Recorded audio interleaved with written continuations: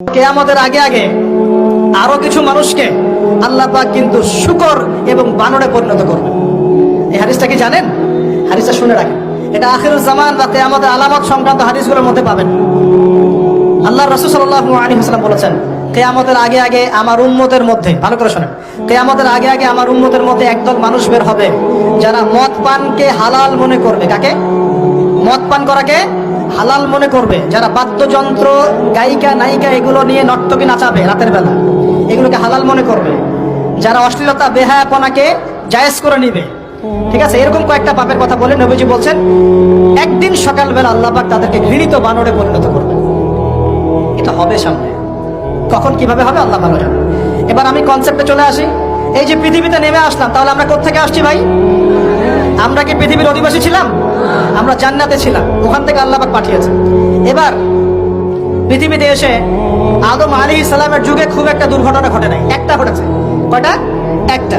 ভাই হাবিলের কুরবানি কবুল হয়, কাবিলের অন্তর্দাহ হয়, জ্বালা হয়। কেন হাবিলেরটা কবুল হবে, কাবিলের কেন হচ্ছে না? এই হিংসার বশবর্তী হয়ে কাবিল হাবিলকে হত্যা করে ফেলে। হত্যা করে লাশটা দাফন করার পদ্ধতিও তার জানা ছিল না। আল্লাহ কাককে পাঠালেন, কাককে দেখে সে শিখলো। প্রথম দুর্ঘটনা হচ্ছে হাবিল কাবিলের দুর্ঘটনা। বলে রাখি, আজকেও নিজের ভাইয়ের বেশে বহু কাবিল মুসলিম সমাজের মধ্যে ঘুরে বেড়ায়। নিজের ভাইয়ের লেবাসে, পোশাকে, সুরতেই বহু কাবিল এখনো কিন্তু মুসলিম সমাজে ঘুরে বেড়ায়। তো আমরা কাবিলদেরকে কাবিলের পরিণতি সম্পর্কে সচেতন করতে চাই। হাবিল বলেছিল, তুমি যদি আমাকে মারতে আসো, আমি তোমাকে মারার জন্য হাত বাড়াবো না। হাবিল জান্নাতে যাবে আর কাবিল জাহান্নামে যাবে। কেন কাবিল জাহান্নামে যাবে? নবীজি বলেছেন, পৃথিবীর প্রথম হত্যাকাণ্ড সংগঠিত করেছে কাবিল। এই কারণে পৃথিবীতে যত খুন হবে, সমস্ত খুনের পাপের একটা অংশ কাবিলের আমল নামায় যোগ করা হবে। বলে নাউজুবিল্লাহ। একটা কথা মনে রাখবেন, সদকায়ে জারিয়া যেমন আছে, গুনাহে জারিয়াও আছে। একটা মদের দোকান দিয়েছেন, যত মানুষ মদ খাচ্ছে, সমস্ত গুনার একটা অংশ আপনার কাঁধে আসছে। সিনেমা হল করেছেন, মানুষ সারাদিন নেকটা ছবি দেখে, নগ্ন ছবি দেখে, যত মানুষ এখানে পাপ করবে, সমস্ত পাপের একটা অংশ আপনার কাঁধে যাবে। আবার একটা মাদ্রাসা করেছেন, যত মানুষ এখানে দ্বীনি ইলম শিখবে, এই নেকির একটা অংশ আপনি পাবেন ইনশাআল্লাহ।